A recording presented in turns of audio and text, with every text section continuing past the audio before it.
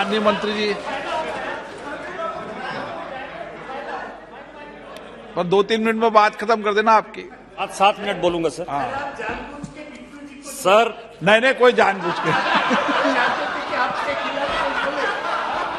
Sir मैं मतलब आप ये मानते हो कि मैं किसी भी सदस्य से कुछ भी बुला सकता हूँ क्या? आप ऐसे क्यों सोचते हो? मेरे लिए तो सब बराबर हैं सर, सब समान है मेरे लिए तो। सर मैं इस देश के मजबूत गृह मंत्री सरदार पटेल के बाद जिन्होंने अपनी मजबूती दिखाई, गृह मंत्री अमित शाह जी के नेतृत्व में आए हुए इस एमसीडी बिल के समर्थन में खड़ा हुआ। मैं आपके माध्यम से सदन को बताना चाहता हूं कि मैं भारतीय जनता पार्टी का कार्यकर्ता हूं और भारतीय जनता पार्टी के नेतृत्व में, माननीय प्रधानमंत्री जी के नेतृत्व में नीति भी है, नियत भी है और ऐसा नेतृत्व है जिसके कारण पूरे अपोजिशन को मैंने डरते हुए देखा है। इस देश में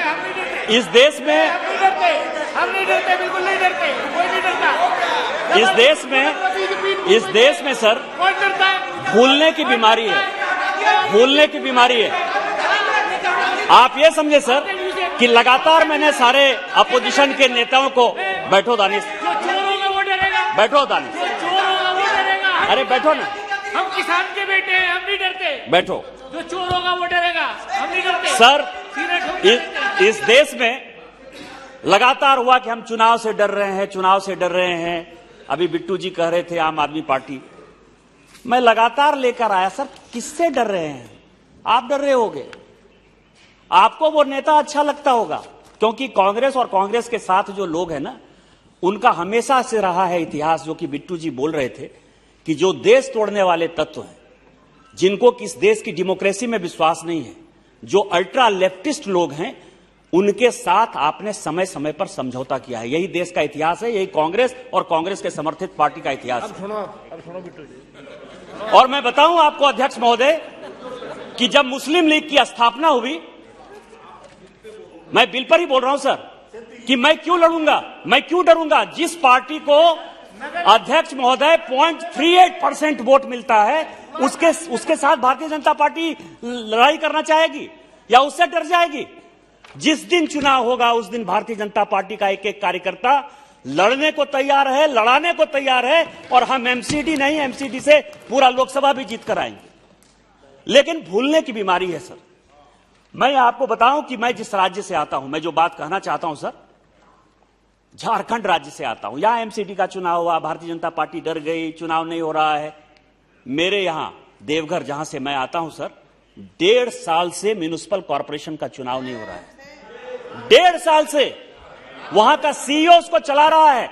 आप मुझे अपनी नीति दिखाते हो, आप स्थिति दिखाते हो, आप म्युनिसिपैलिटी की बात करते हो, आप रिजर्वेशन की बात करते हो। यहां जम्मू कश्मीर की बहुत बात हुई सर, आप कहते हो कॉन्स्टिट्यूशन एकदम पूरा खतरे में आ गया। ठीक है, कॉन्स्टिट्यूशन खतरे में आ गया।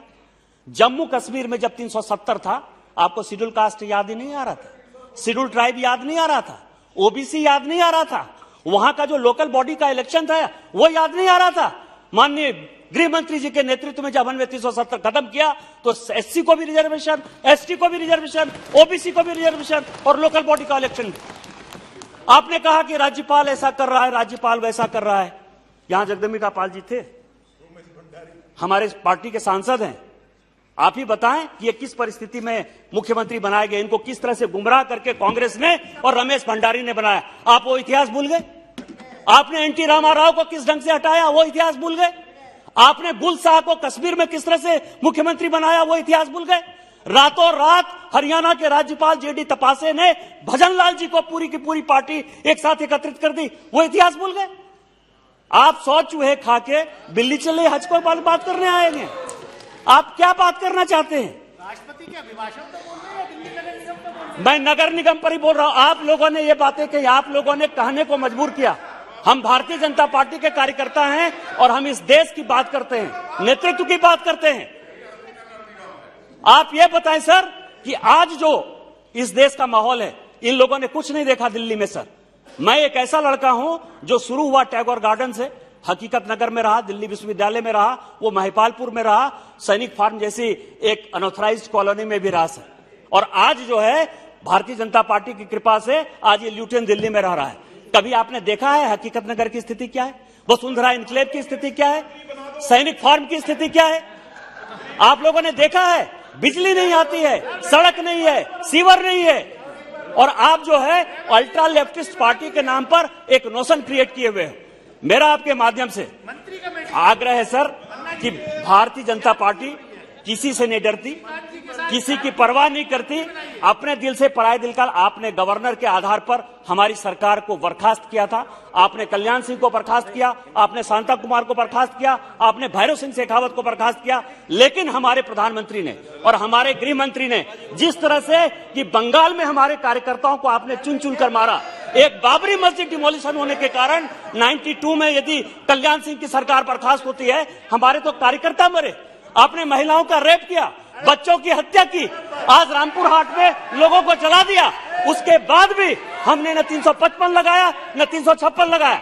आज आपको जगदीप धनखड़ बर्बाद लगते हैं, यदि खराब लगते हैं, भगत सिंह कोश्यारी लगते हैं। मेरा आपके माध्यम से आग्रह है कि यह सरकार जो बिल लेकर आई है अच्छा बिल लेकर आई है, और कभी भी हाथ जोड़कर प्रार्थना है कि 0.3% वोट लेकर आने वाली आम आदमी पार्टी के बारे में चर्चा नहीं कीजिए। और मैं आपको भी आगाह कर देना चाहता हूं कि आप लोग डेमोक्रेटिक सिस्टम में बिलीव करिए, किसी अल्ट्रा लेफ्ट को साथ नहीं दीजिए, उसके आधार पर नोशन नहीं बनाइए और इस बिल का साथ दीजिए। इन्हीं शब्दों के साथ जय हिंद जय भारत। मुझे लगता है आपको समस्या है माननीय गृह मंत्री